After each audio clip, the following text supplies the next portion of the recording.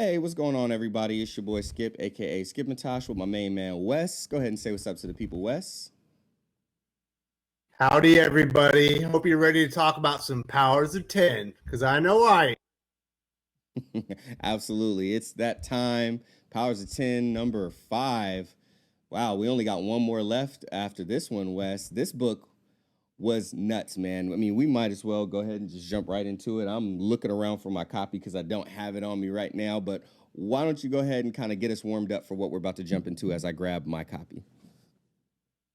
All right, so this issue is almost all Charles playing 40 chess, moving the mutants around to do his bidding to set up the mutant gun and how he's going to execute it, and his vision of how secure mutant sovereignty and safety moving forward. And it's an excellent issue. It's a lot of fun to read. Not a lot of action or anything.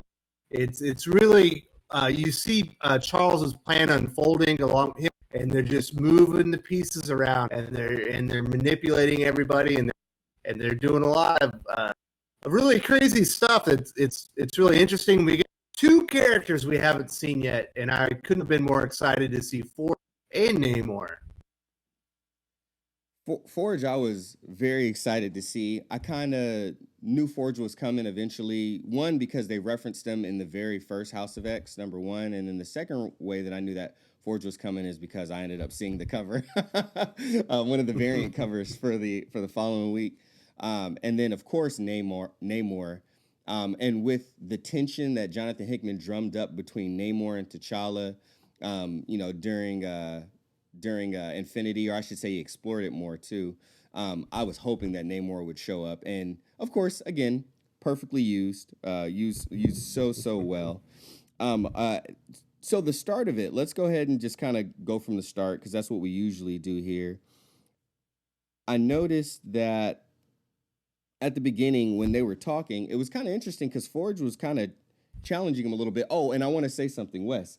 It was something that you and I were discussing because we have the Krakoan alphabet, and some people had decoded some things before. So I was like, oh, well, why don't I actually use the Krakoan alphabet to start looking at things? So that 5 on the very first on the title page where it's talking about the 5. So that 5 Mm-hmm. was the 5 backups that he was talking about, because that's what I was like, okay, the 5 writers, that makes sense, but he held up his hand and said 5 as he was talking to Forge when we got there. So I just kind of wanted to note that, being that you and I were kind of talking about that before. Yes, So we were conversating about the X-Men. We do that. we do it quite often. So yeah, year one, they're down in Dallas, Texas. It's dope because Professor X is handing him, like the OG Cerebro, the one that we've all known and seen, the very first model, prototype number 1, the first prototype, and the one that sparked all the other Cerebros. And I love, I love that they're drinking, because I don't know, I'm a guy that when I can't drink often, but I love me some bourbon. So they're throwing back some bourbon. Are they That's the one thing that I didn't get, Wes. Maybe you can weigh on this. Are they submerged in an aquarium tube? What is that place that they're at? I think that they are in an aquarium in Dallas. I've been to Dallas, but I've never been to an aquarium there, so I don't know if it's a famous one or something like that. But they appear to be in some type of aquarium with a restaurant. Okay, so that's what that was. Okay, yeah, I was so curious. I was like, man, is that? Are they? They're definitely not in the water. Ain't neither of them got gills, unless Jonathan Hickman made a change that none of us would know or like. But as they're discussing it, they can continue to talk about, hey, in order to basically amplify Cerebro, I want to Cerebro goes as far as I can push it, but I want to amplify it even further, and I want to be able to identify all the mutants on the planet. Like, what would it take in order to do that? And then Forge is just basically telling them the infrastructure, kind of challenging them, and Professor X is more or less telling them, hypothetically, we don't have a budget, nothing's off the table. You just tell me what you would need, and we'll make it happen. So eventually he did. And something that I liked specific is that how they kind of reminded people while Forge is important. Hey, Henry. what's Beast's real name? Hank McCoy. Hank McCoy is the one who had been, adding the technology and making the improvements to Cerebro since its prototype. And, Forge points out like Hank's really good when it comes to, kind of scientific stuff and more on the doctor side of things, but you're going to get into a part of technology that he's not the best versed in. And, that's exactly the part that I can take over and I can make happen. What else stood out to you about this scene before we move on to the next one? Well, his mustache, first and foremost. It was glory. I love a good mustache. But no, he's a cool character. I like how he mentions that Hank McCoy might not be, he's reached his limits on what he's capable of, but he doesn't sell him out. He's just saying, matter of factly, and then they start talking about, how are we going to do it? What kind of technology? And Charles like, yeah, we're going to use, Shi'ar diamonds to store all this information. And he's saying, we got to have some redundancy. And Charles like, I want 5 levels of redundancy. So you're seeing the wheels are turning. And this is kind of where my head started going in other directions. Like, Charles is really planning and putting an act as the motion so that he can reincarnate all the victims of Genosha, of the genocide there. And I think it's really strange, and I hope Jonathan Hickman touches on this. Why is he planning to reincarnate them? Why isn't he planning on stopping the event in Genosha? What do you think?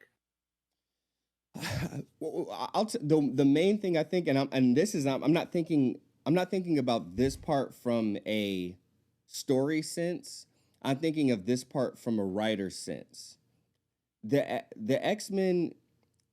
I think it's more powerful. Instead of undoing an event, you bring people, instead of going back, you go forward, like far forward. So instead of going back and just making the whole basic, let's call it the Genosha extinction level event, for mutants, instead of just them going back and stopping that, it's like, hey, look, that event is part of the reason why we're in this mess in the first place and why they had to hire me. Not only did you depower mutants, but you also brought the number of them down. I'm not going to go back and make it so that never happened. I'm just going to bring them back to power. I'm not going to go back and stop what happened before. I'm just going to move forward with this. And I think that's a reoccurring thing with Moira too, because Moira, like, remember Moira? She kept going back and she kept trying to stop things from happening. And then finally we get here where it's like, I'm not going to try to stop this thing from happening. Instead, I'm going to make the thing happen that's going to happen, but just make it happen in a different way. So does that resonate at all, or am I like way off base with where I'm coming from? No, it's a different perspective. Mine was, I think the way I took it was Charles needs that event to happen to galvanize all the mutants behind his. If Genosha never happened, then he doesn't have his rallying cry. He doesn't have a reason to bring everyone together. So, right. Is it evil if he lets it happen and then undoes it later?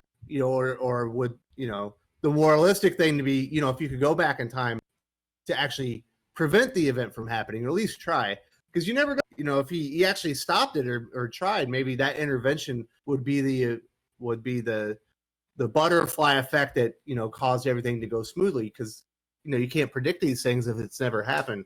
So it was just something I was thinking. I was like, man, I hope he explains why he decided not to go back, because the only reason I can think of to not stop is because he still needs the event for Krakoa and everything that's happening in the House of X to take place.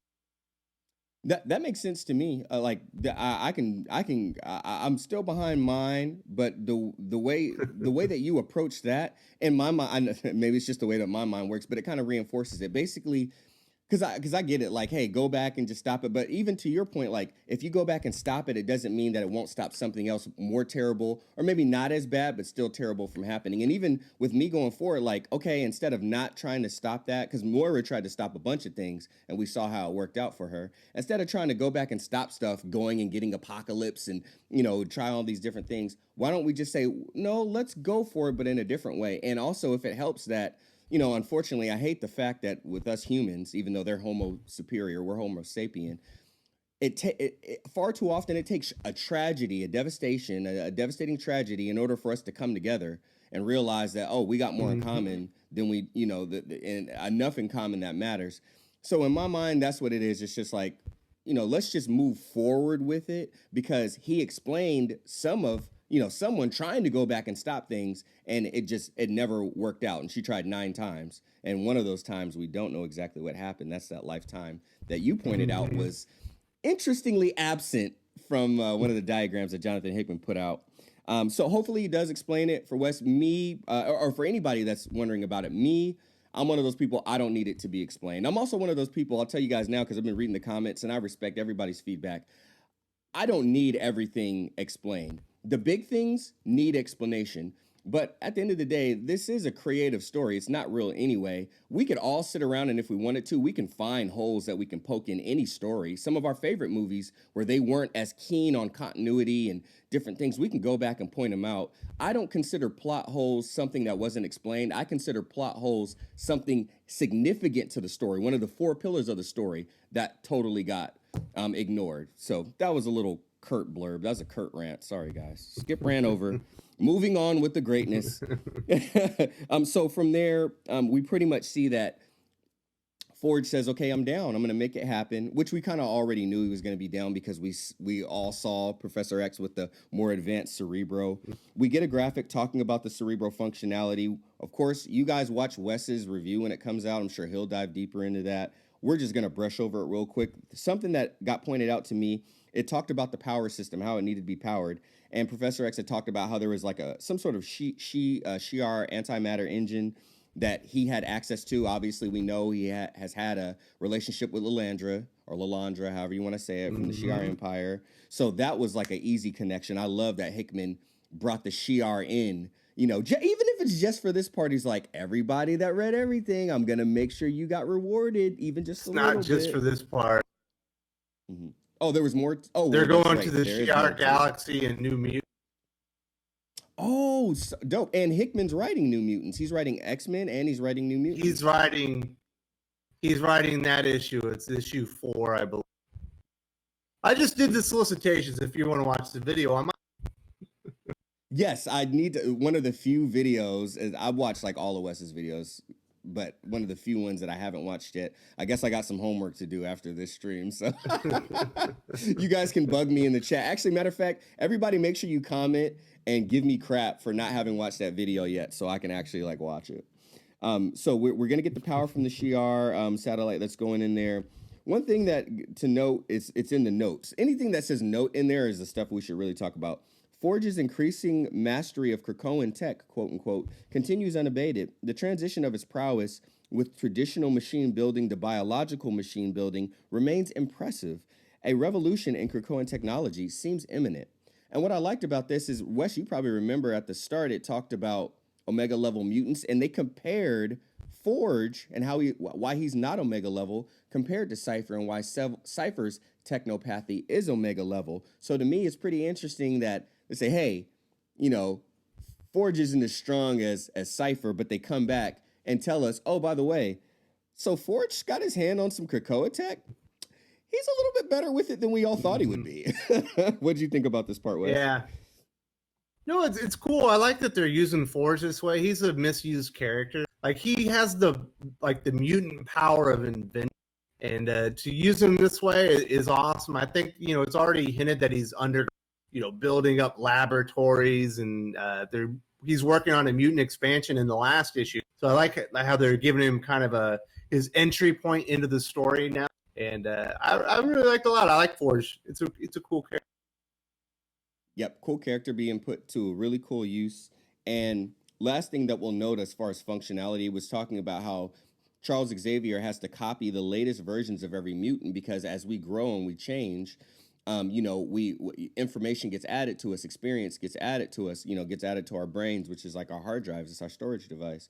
So it's talking about how like eventually he needs to, do that in order to keep current copies of people. And it says once a year, he likes to do hard backups. So the latest version copies, that process only takes like 3 days or like, no, is it 3 days? Few hours. Okay, a few hours. But when he does the hard copies once a year, the hard backup of everybody, that one takes 3 days, and it says he cannot be interrupted. Why do I feel like he's going to be doing that and get interrupted? Anyway, but the last thing to note is that they say they still have an experience with putting someone else's consciousness in a different husk. So someone else's brain, their backup into someone else's, someone different's bodies. They say if it worked at all, the only people that would probably be able to swing it in any way would be the people that do the telepaths. I guess their brain capacity might be able to sustain it, but it does say that telepaths can take on a legacy backup. So not the latest backup, but if they need to go, one more back, they can take on legacy backups because they have the brain capacity. And it says that Charles Xavier has done this twice. Mm-hmm. Wes, it's terrible news. It's ominous. Wes, does that mean that Charles Xavier in year 10 has gone back to get his year 1 consciousness every now and then? Maybe once, maybe twice. I don't know. I took it as that would be a great time to maybe stick Cassandra Nova in his head, or even maybe if you get a hold of the files, maybe corrupt them, and that it's not even the real Charles anymore. Dude, that would be so crazy. Maybe Mr. Sinister got a hold of the files and starts adjusting them a little. Or maybe they took Charles Xavier's consciousness and put it in the body of the Maker. Everybody keeps saying how much he looks like the Maker. Sinister teams up with the Maker and puts Charles' consciousness in his body? I don't know. Anyway, we'll talk about that more on Comic Book Aficionado. That's more of like a Comic Book Aficionados discussion. Anyway, last thing to note, cradle locations. And we all saw the map of what Krakoa looked like. We saw the House of Magneto has its own location. House of X, Houses of Xavier has its own location. The cradles where the data, the storage devices to actually hold these backups are located in 5 different locations. Again, 5. House of X, Island of M, so Magneto also has his own island, Summer House, The Point, and Moira's No Place. Moira's No Place, if everybody remembers correctly, the 3 things that the Krakoan plant does for mutants is it provides a gateway from one flower to a twin flower. I'm sending Wes a pack of flowers. I'm hoping that he'll plant them, and then I can just walk over to his place and do some videos sometimes and make things Thank easier. you very much. I appreciate it. You're welcome. And then the other thing is, remember, so the biome, so it'll create a protective, shield or environment around them. But the last thing was the no place, and that was that Krakoan tumor that Krakoa can't detect. So it said, so Moira's in a no place. So now we've got a little bit of idea. Hickman just threw it out. We don't know where Moira is, but we know where Moira is. Moira's in a no place. All right. Probably under lock and key because you wouldn't want her to slip on a banana peel and break her neck and reset this time.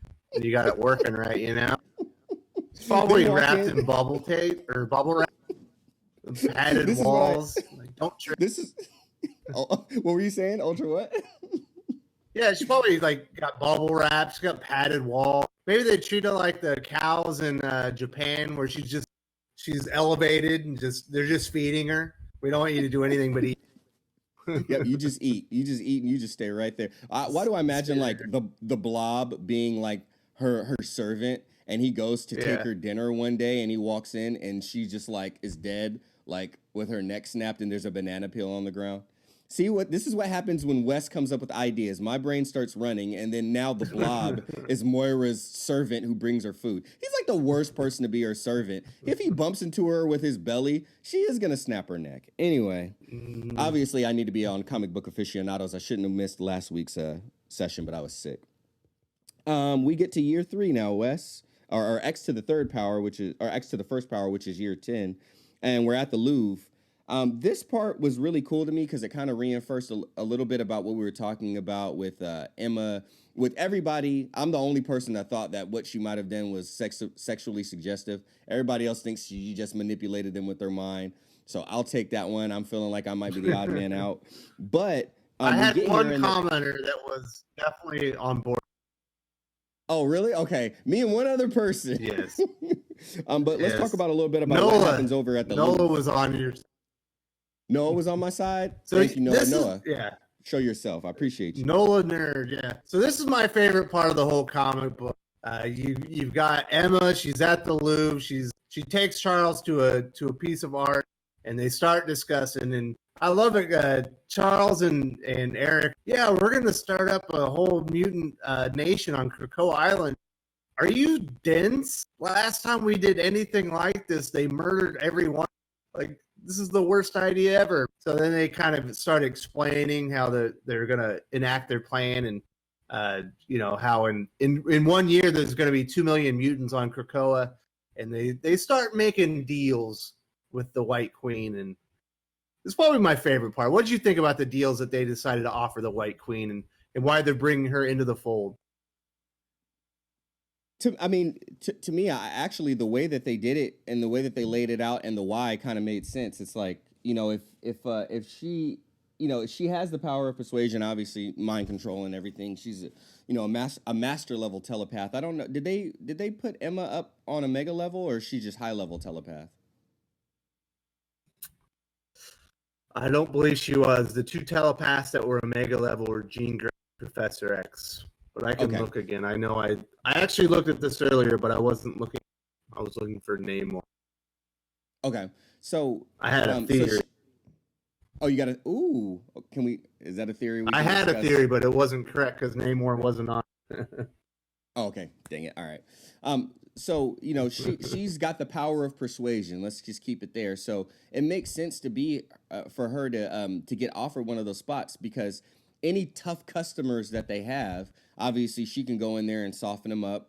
I still suggest in more than one way, and I don't necessarily mean that it has to be a sexual act either, but just her presence, her physique. She's striking, she's stunning, she's very good looking, she speaks well. So you take all of that, and then you take the fact that she has the power to take over and change people's minds, then it makes perfect sense. And I also love what this ultimately led into. Like, hey, I loved also the part where Magneto was like, we are willing to offer you 20 years of, and she was like, and he was like, we are willing to offer you 50 years.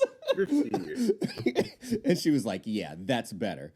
And what's nice about that is we know that was Magneto doing it on his own accord, because he has the helmet. So she can't get into him and you know what I'm saying, and make and persuade him in that way. And Charles is too powerful for her to do it to him. So that was a genuine reaction from Magneto. I like that little bit of humor. This humor hit to me a little better than some of the humor from Mr. Sinister, even though I didn't dislike it. And then ultimately, they kind of really let her know the other reason why they came. They're like, yeah, so you're gonna use the Hellfire Corp to handle all that stuff with all of our offshore businesses that we set up to distribute the miracle drugs for the humans. But for the people where we can't penetrate and we need to go the black market route, yeah, we're gonna need Sebastian Shaw to come back. Yeah. Mm-hmm. What'd you think about them proposing Sebastian Shaw to come back, Wes? I thought it was really cool. I like the way that they did it. And then they're like, we need you to bring Sebastian Shaw. She's like, I just got rid of that guy. And they're like, yeah, you're going to need to bring him back. You're going to be the legitimate face of the corporation that's doing all the distribution deals and everything. We need Sebastian Shaw to go into the black markets and be trading these drugs and basically exfil all these mutants that are stuck and bring them back to Krakoa and free. So I thought it was really good. Excellent storycraft. It all makes sense why they would need the Hellfire Corporation, because they don't want to be dealing with other companies that don't have the same interests that they do. And they want to keep under wraps exactly what they're doing. So it makes sense. And then it adds another wild card to the mix. They don't want Sebastian Shaw on the team. They just need him on the team. And then I liked it. So they're like, we're going to give you 2 seats on our 12-seat government, our Council of Mutants on Krakoa. And she says, yeah, I'm going to need 3 seats. Who do you think's the 3rd seat's going to go to? So I'll be honest with you. I didn't take a lot of time to think who the 3rd seat would go to, but and one is going to Shaw. Gosh, who else from the Hellfire Corp would be? I don't know. Who do you think, Wes?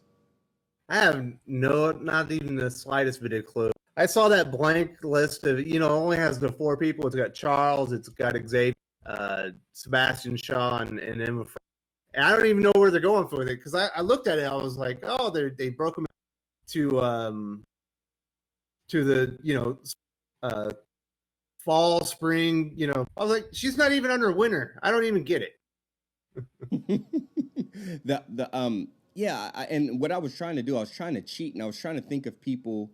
I know I'm not so smart that I can fool or trick Jonathan Hickman, but I was still just trying to think like, who have we seen from further timelines? Let's say X to the third power. Who have we seen there that would be problematic and a part of that crew that maybe she would bring in? But just like if you buy the director's edition of House of X #1, it comes with the script and like the actual script that Hickman used, for the issue, and he has a lot of stuff redacted, and I love it because he redacts it the same way that he did from later when we get to the graphic where it shows the names, and then that name is redacted, and then the other names who's going to be on the council, those ones are also redacted. He does the same thing in Black Monday Murders, his indie comic from Image, but he did it in a way where it was cool. He had this whole section of like a police report, and he redacted everything except for like six words on different lines, and it ended up like making a sentence like evil will prevail or some crazy thing, because that has to do with like, I won't give away too much of Black Monday Murders, but all y'all should read it. Anyway, I'm not sure who it is. Wes is not sure who it is. We can't wait to find out. But as she said that, she's going to do it for the children of Krakoa. She wants to do it for the mutant children in the future. They tell her, we need Sebastian Shaw. You handle, you handle the clean work. He handles the dirty work. Something else to note, though, Wes, on that graphic, the Quiet Council of Krakoa, which is supposed to be temporary. This is not supposed to be the permanent government, but this is like their government in its infancy as they find better ways to make it grow. At the bottom, it has autumn, winter, spring, summer, and it has the names of the H3 people, or some of them redacted. But then it has Krakoa. Yeah, fonts. Good point. But then it has Krakoa. It has 2 additional people, and for the Krakoa segment, it's Cypher and Krakoa. And it doesn't show them as being part of the council when we go. Oh, actually, excuse me. It doesn't show them being an official part of the council, but when we do go to the next graphic where it's got the circle with the X in the middle and it's got 3 people in each seat, it does have Cypher and Krakoa behind seat #1 and #2, which is Magneto and Xavier. I didn't get much from that, but we know it. Jonathan Hickman didn't mistakenly do that. If you look at it, you'll see that their spots have a circle, indicating that they're basically involved in all of it. So I thought maybe they were a checks and balance, or maybe a tie-breaking vote, or they were some type of they were in some, what am I looking at, like an advisory role. If you need, what are the thoughts of Krakoa kind of thing, I'm available here for everyone. That's the way I took it. I like that, and that makes sense because those are the 2 people that are essential, and we know that something happens to Krakoa, and eventually Cypher and Krakoa end up becoming one, and Krakoa becomes mobile. We already saw that happen in X to the third, the 100-year timeline, where they really had to deal with Nimrod. So I like that idea, and I think that makes sense, because how could Cypher and Krakoa not be a part of it, when it all takes place on Krakoa? The only way that they wouldn't be a part of it is if this council took place in a no place, the Krakoan tumor. Mm-hmm. Yeah. So one more thing before we move on to this final. If you can go to the part where she says, I'm doing it for the children. Mm-hmm. You notice a big landmark there in front of. What's that look like? I'm doing it for the children. Where's she at? Later, Krakoa sigh. That looks like the monolith. It looks like the monolith. It looks like what's his name? Nimrod's monolith. It's the Tower of Nimrod. Yeah. It's the Tower of Nimrod. So. Oh my gosh, Wes, you're blowing my mind. You're blowing my mind. I was like, does that indicate that the Tower of Nimrod is on Krakoa, or did Krakoa expand to encapsulate, the entire Earth and built more towers? I don't know. It's there for a reason, and it's definitely very reminiscent of the Tower of Nimrod the Lesser. Totally. And to, another thing, because we read the comments, addressing something in the comments. Just remember, it's not. Actually, I think I saw this on Twitter. It's not that like every single thing Jonathan Hickman does, there's a reason for, but think of it like this. He doesn't accidentally do things. So if you see, I mean, it's the same thing. He's got to pass this along to an artist and they got to draw that stuff. So the Tower of Nimrod didn't accidentally show up. You know what I mean? And here, when the Absolutely graphics are not. made, they didn't accidentally show up. They're designed that way. So think of it like that when you're reading Hickman stuff. You don't always have to be like, oh, this is another point. He's got to resolve this now. It's got to be there's only 2 issues left. Some of this stuff is going to branch out into all the books that this event is setting up. So just remember, he's planting the seeds. Seeds don't get planted by accident. They get planted on purpose. Here we go. And then finally, Professor X uses, his, this must be obviously the number 7, 7.0, Cerebro 7.0, to do his projection, telling everybody, hey, we're ready for you guys. Go ahead, come home, all you different mutants. You've got a home here. Now, Wes, I thought you were going to say, after he did that, I thought you were going to say this was your favorite part of the comic. This is the part where he goes down to Atlantis and he talks to Nimrod. Yeah, it's only one page. Oh, okay. Namor, yeah. So you needed. That's my favorite interaction, but I like the Emma Frost thing. There's a lot of meat on the bone to that one. There's a lot of underpinnings, and now you see what he meant by I have bolder or I have bigger plans, and plus that whole thing right there leads right into the Marauders. The Marauders are going to be a team of mutants that are sneaking into countries and rescuing mutants and exfil and making deals in the black market and stuff. It's actually really cool now that I think about it. Oh, damn! Bro, I didn't even think about that. That is the way he said it. Oh, my gosh. Are you serious? Yeah, I wasn't going to read that. Or I wasn't planning on reading the whole series. I was like, I'm going to review the first one. No, I'm reading Marauders. That's awesome. This dude Hickman, bro. I know I just said that. Like, if y'all had a quarter for every time I said, this dude Hickman, bro, y'all would all have at least a Starbucks right now. But I'm going to keep saying it. All right, yeah, so we know what happens here. I'm just going to paraphrase this so we can move on. Basically, Namor is like, okay, yeah, I heard your message. Look, let me ask you this. Are you doing this now because you see that they won't love you because they fear you because you're superior, you know what I mean, and all this other stuff, and you're better? Are you just now coming to the conclusion that you're better? Because guess what? The way that you are acting like you feel now, I felt that way this whole time. So go away, little man. And when you really mean it, when you really feel like you're superior and you're really ready to take this approach, then come back and talk to me. Yes, he dismisses him very hardcore, and great line.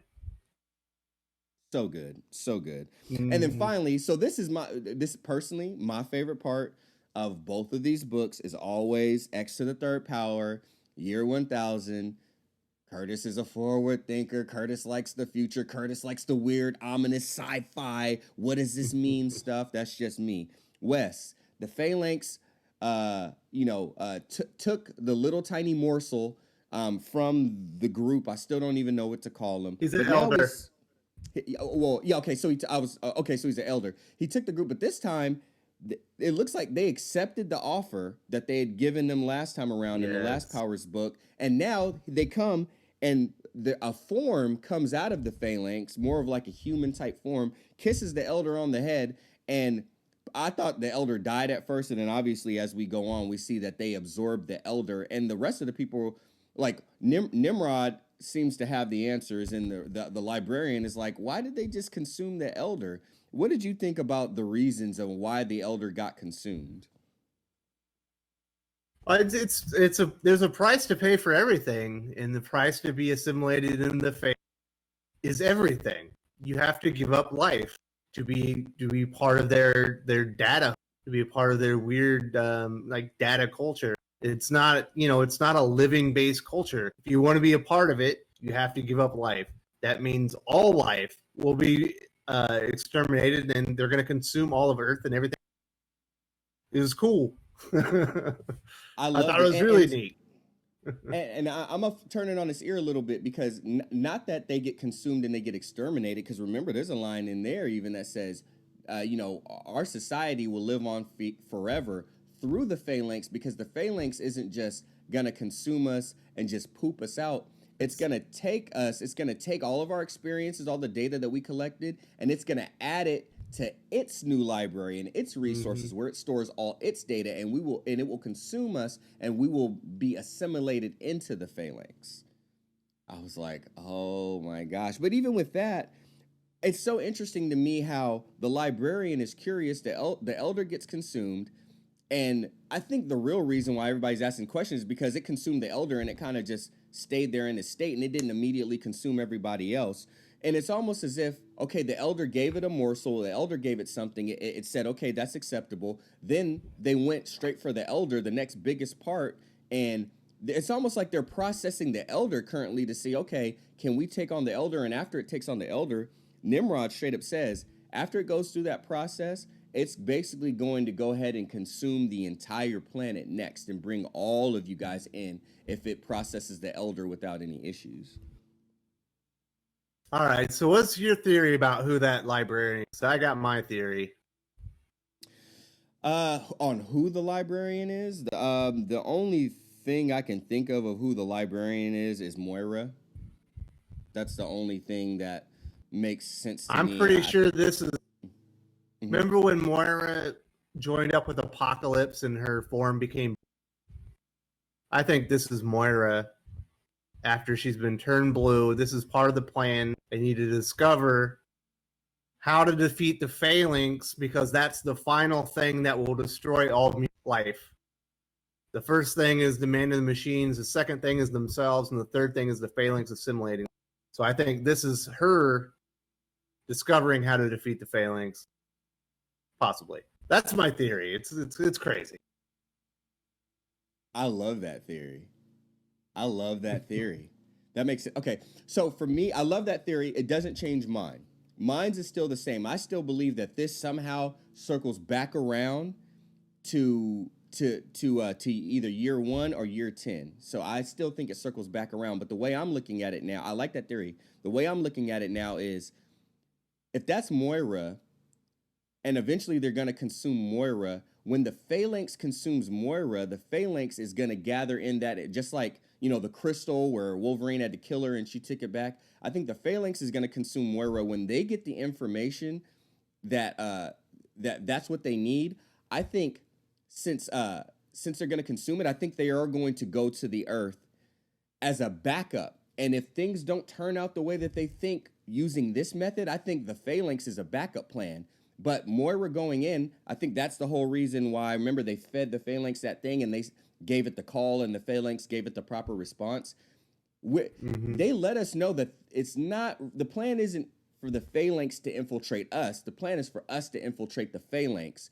But he turned it back on his ear, and now he's asking, he's like, well, how are we going to survive? That's really just to tell us. But I think they infiltrated the phalanx. Now the phalanx is going to consume Moira, and then if the original plan doesn't work, this one is going to cycle back around, and I think the phalanx is going to have something to do with resetting everything, and they'll control the phalanx to take out whatever threat it was. Because just like you said, to a point, remember, the phalanx and the way that the phalanx is looking right now is just like what Cypher looks like when he interfaced with Krakoa. Yeah, because that's Warlock was outcast from the phalanx because he had a individual personality. So he was right. That's how they cast him out, and he was his own little. Remember, he had his weird personality, which Warlock was cool. I always liked that character. Yeah, it's a cool story. It's like 2 bucks who no one liked. Yeah, right. Hey, and now that you mentioned that, let's not be surprised if Warlock is a part of if the phalanx or the backup plan, because this issue was all about backups. By the way, when's the last time y'all backed up your phone and your computer? Just saying. You can buy a new one, but you can't buy your data back. I don't know. Anyway, but, I believe that might even play a role in it. Mm-hmm. But one of the big overarching themes of the whole series is evolution.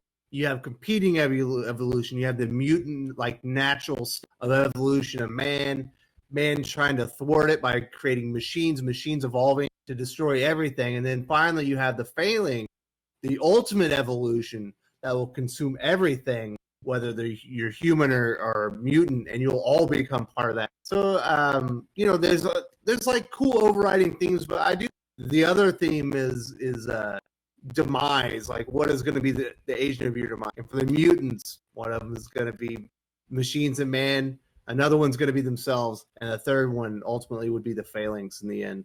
So Right. Which it's kind of I like that you said that, because remember, one of the things that they were describing about the phalanx, like Nimrod was saying, like it's similar to me. Like I am a machine that's really built up of a bunch of smaller machines, and I was modeled after humans. How humans can evolve and adapt, I was modeled to evolve and adapt. And they said the phalanx is very similar, except the phalanx, its reach and how far it can grow and can be is larger than that of which I could grow and can be. So I thought that was very interesting that it kind of circled back around to the graphics of like the hive mind and the technarch. And that's really where we end. So we can wrap it up here. It talked about the types of societies. Of course, it went back over, it added 3 new ones. So before we had the whole concept of the technarch, the world mind, and then the phalanx. And those are 3 different levels. Technarch is smaller, world mind, and then phalanx. And then it introduced 3 new ones: Titan, Stronghold, and Dominion. It was just talking about how basically Titan, you were talking about the density. You know, Titans are more advanced, but a Titan society becomes so rich with knowledge and data and so powerful that it can collapse in on itself. The next one was a Stronghold, which was a network of Titans.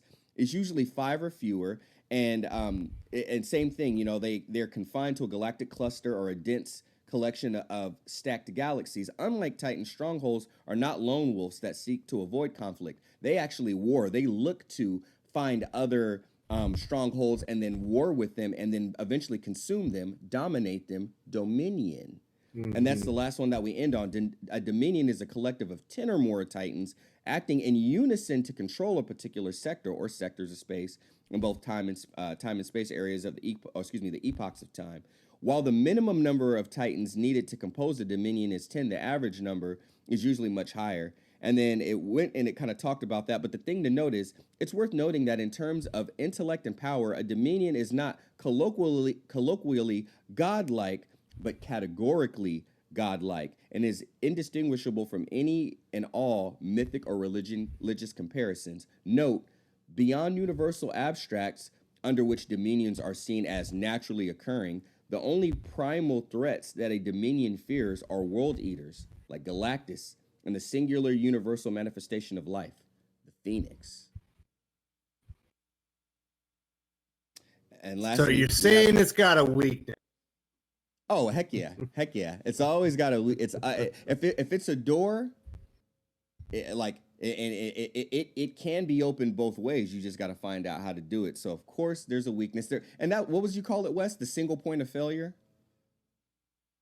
Absolutely. There it is. The last quote from Namor himself: "When you see me again, understand what that means." Wes, last crazy theory to drop on the people and drop on me. You've blown my mind twice already. Jonathan Hickman blew it just with this issue. What are your closing thoughts on this? Well, I don't really have any more theories per se. You know, I have some stuff for the review, which will be out tomorrow. But I do think that government, that 12-person government, is going to be filled to the brim with villains. Yes, I'm quite certain that you're going to see Mr. Sinister, you're going to see Apocalypse, you're probably going to see X, and a few others having prominent roles, including Namor himself, in the future. Do you think that there's going to be any more, of what were considered before, like heroes? Do you think it's going to be all villains? You don't think maybe it's going to be 50-50? You don't think maybe Professor X, even though he says we're all one? I think Scott will be on there. He's basically the general of the army. There's going to be some other people on there. Beast should probably be on there because of his high levels of intellect and understanding and stuff like that. But you're going to see the bad guys in there having prominent roles at the table that are seen as equals to the heroes. And I don't know exactly where it's going to go, but I think Hickman's going to pay it off well. He's been doing it so far, that's for sure. I'll end on a few things. One of the main things that I wanted to note was how Nimrod was talking about black holes and how he was like, so often it is thought that black holes kind of lead to nowhere, when really it's been theorized that they're actually, basically like a Titan, like it is its own like energy, information, and everything. And it's not that it leads to nowhere, but it was one of those societies that were so smart and strong it collapsed in on itself. And what's left of it is its tendrils, and its tendrils go out to different parts of space, and that's what sucks people in and ultimately takes them to that. And I loved that concept right there alone. And then lastly, the only thing I'm gonna kind of note is, just kind of remember Wes and I had talked about this, and there was a conversation that happened over Twitter with a lot of us. Perch was in there, Gateway into Comics, Ash on Comics, a bunch of people. Doc was in there. I think Pele showed up. Wes is good at that. Wes likes to start a fire and then like walk 10 feet away and just kind of watch it burn and watch everybody get close to it. He thinks I didn't see that, but I saw it. But it was a fun fire to be around. But just remember, like, this is not accidental. Like, y'all feeling creepy and y'all feeling cult-like things, go look at Jonathan Hickman's Twitter. He's talking about it. He's like, oh, people getting a lot of cult vibes going on. He said, y'all gonna feel even more culty in the next few issues. Like, this stuff is intentional. And it's not that I don't want to change your mind. If you love it, I don't want to make you hate it. If you hate it, I don't want to make you love it. But when you bring up talking points, that's why me and Wes, do this show, is to spark conversation and talk. So when you guys have talking points, I want to talk about them. If you tell me, I don't want to change your mind, but if you got a reason of like, I don't like the way Professor X is acting, I'm like, cool, because I don't think you're supposed to like it. So like, tell me more about that. Or, I really like, the use of Jean Grey. It's like, okay, cool, that's dope. Like, tell me why. But yeah, Jonathan Hickman, and the point of this, I don't believe, and we'll see. I don't know. I don't talk to Hickman. He's my favorite writer, but he don't hit me up. So I don't know where he's taking it. Wes doesn't know where he's taking it. All I'm saying is I'm along for the ride, because I'll tell you this, whether you love it or hate it, this is damn good writing. These are damn good lines that are being written out. These are damn good points that are being made. We got to see where it goes. But whether you love it or hate it, just engage in the conversation and talk. You can hit me up on Twitter and say, hey, Kurt, the Professor X is doing this and that. I'm like, cool. Like, I don't like what he's doing either. This is not the Professor X I know. I don't expect it to be the Professor X I know, but I do expect ultimately Professor X to come back to being a good man. So let's see where it goes. You know what I mean? So just hit me up on Twitter. I'm sure you can hit up Wes on Twitter and, just continue the conversation. But, man, two more issues to go, y'all, and then I can't wait for next month. We get our X-Men #1, Fallen Angels, Brian Hill's writing it. We got a lot of books coming, y'all, and Wes and I are going to keep this coming, and we also have an idea for an additional show that you guys will be hearing about very soon. But make sure you guys tune into Geekspan. Geekspan will be out tomorrow. We'll talk about a few other things, and that's pretty much it. Wes, anything else? Does that cover everything? Yep, so we got a special show on Comics Aficionados this weekend. We're going to have Tim Lim and Mark Pelican, the artist and writer behind Black Ops and a couple other books. And then on Sunday, we're going to have a special show with Doc, maybe another person. We're going to talk about Powers of 10, number 5, a little bit more in depth. We're not really going to cover it on Aficionados. We're going to give a special hour or two on Sunday. And please join in the conversation. That's why that's why I make these videos. That's why we make the content, because I want to be a part of the conversation. I want to be part of it with you, and I appreciate all of your comments. And I guarantee you, I read them all, and I try to respond to every single one of them. Yep, and I try to too. So make sure you guys are in the chat during the live videos. Engage in there. Even if I'm not on the video, I try to at least be in the chat so I can interact with you guys. And because while they're going, they try to look at the chat, but they're staying on topic and everything. So don't think you guys are being ignored when you're in the chat. Fill the chat up, engage it, and I'll come in and I'll try to be the soundboard in the chat while those guys are holding down the conversation. But again, from my man Wes. From Think Critical, you got your boy Skip and Tosh here. Wakanda Forever with my jersey, 23, the day I was born. Michael Jordan, greatness. We'll see y'all later. Peace.